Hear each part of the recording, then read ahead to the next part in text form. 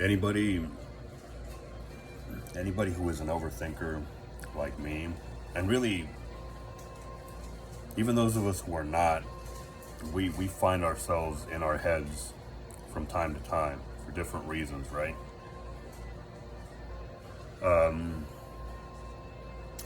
And let me organize this. First thing, right? Anybody who's an overthinker like me knows what it's like to feel exposed, right? But at the same time, you find ways to make it happen, right? You find ways to overthink, despite knowing that you are exposed, as it were. And those people who don't do a lot of overthinking, those people who only occasionally get in their heads, they do it in a safe space because, once again, you are exposed. Once you're in your mind, as I've said before, you're in the past, you're out of your body. When you're thinking, you're not doing. So you are absolutely a sitting duck, as it were. And the more people you have around you, probably in an environment, the worse it's going to be, right? Although, at a certain point, the size of a crowd actually neutralizes the ability of individuals to sort of take advantage of one another, right? But that's probably going off topic a little bit.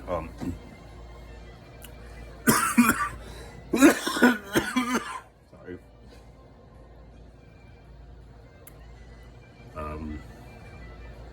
Let me find this. Let me find my way back here real quick. Um,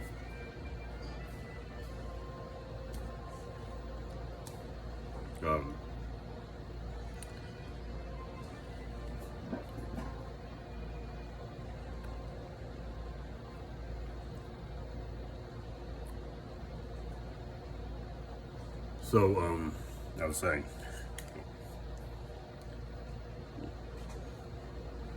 Give me a sec.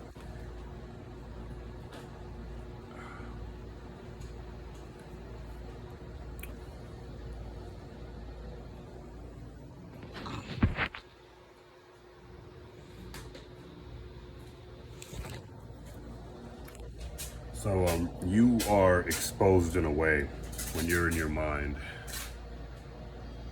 And on the other extreme, there are people who have never really known that.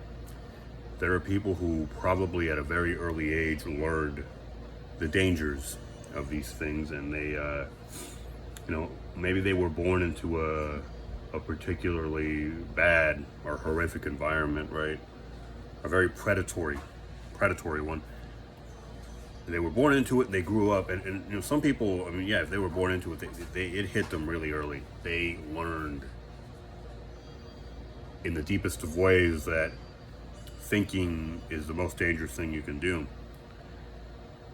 Now let that sink in for a second.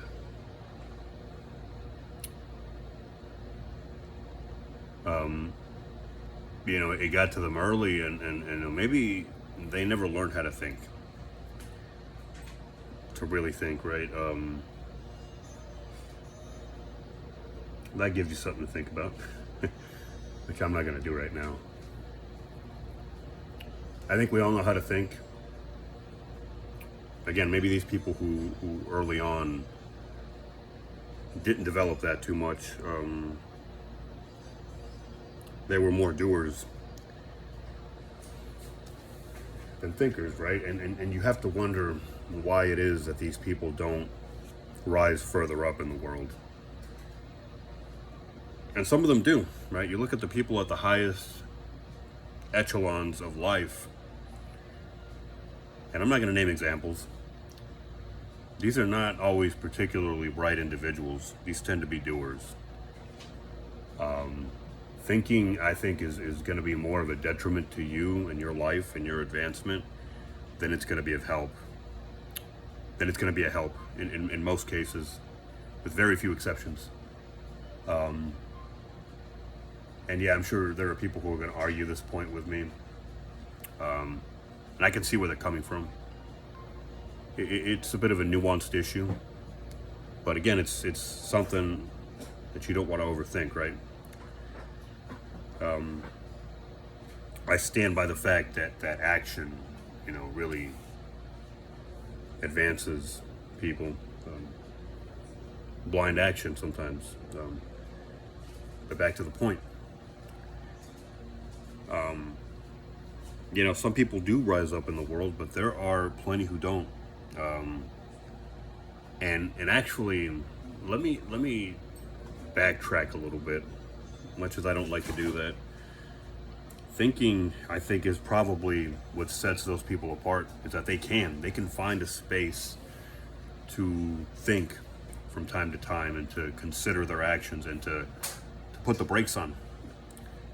See that I think in a measured amount, thinking what thinking does is it as I said, it pumps the brakes, and it thinking alone doesn't make you rise in the world, but it does help you avoid some of the pitfalls that are going to keep you down. Action is going to lift you up, but blind action, as I'm about to mention, is problematic.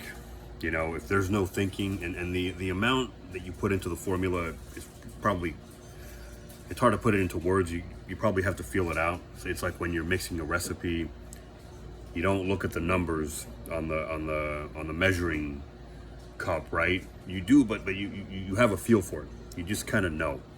You're putting detergent into the laundry. You don't look at a specific line. Some of us do, but maybe you just feel it out, right? You just you put what feels right in there, and in most cases that works. That's a pretty accurate way of doing things if you're paying close attention to how things turn out. Right. So I was saying.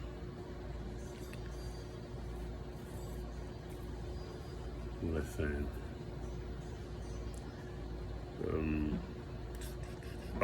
The formula, right, for how much thinking goes into what you do.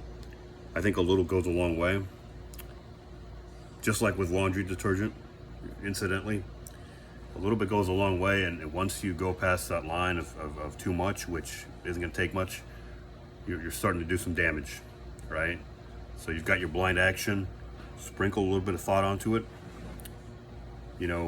A little bit of prudency. Prudence, I believe is the word. And you're good to go, right?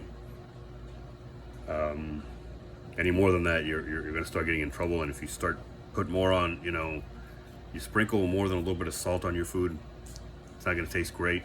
You keep doing it, and you just don't stop. You get to a point where you're eating salt with a little bit of food on top of it. It's I don't know. I don't think that's good. Probably. I can't say for sure, but I don't think that's going to be a very good meal for you. What was I saying? Right, the formula of action and thought.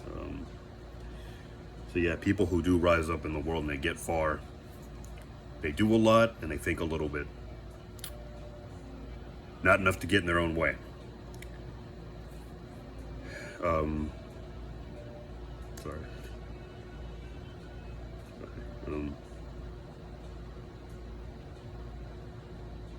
Case in point.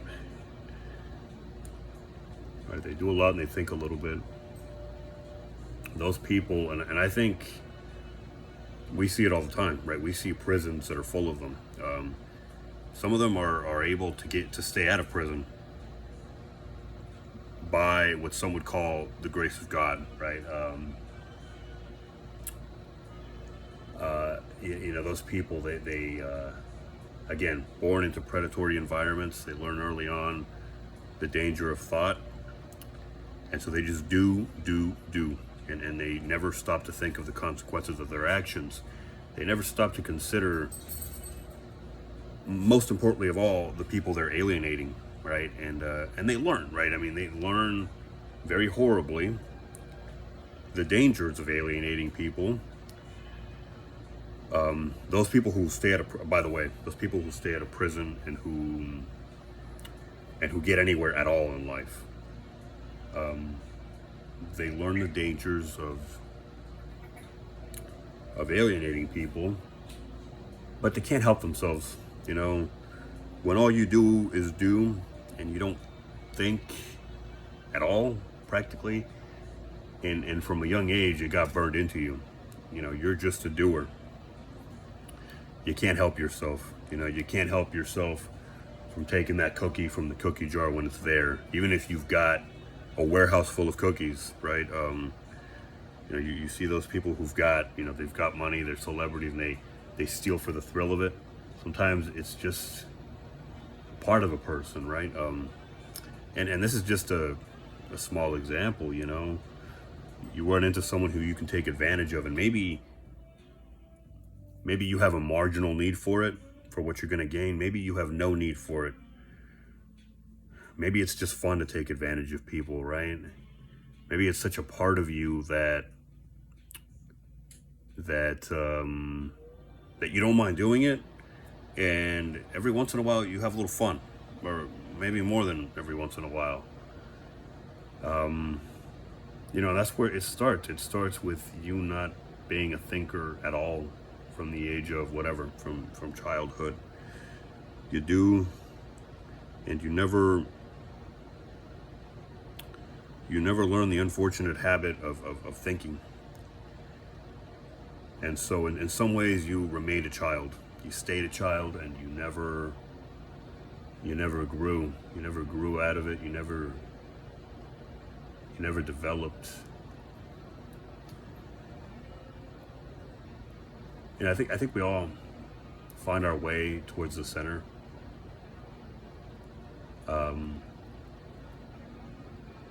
In some way, or we strive to find it.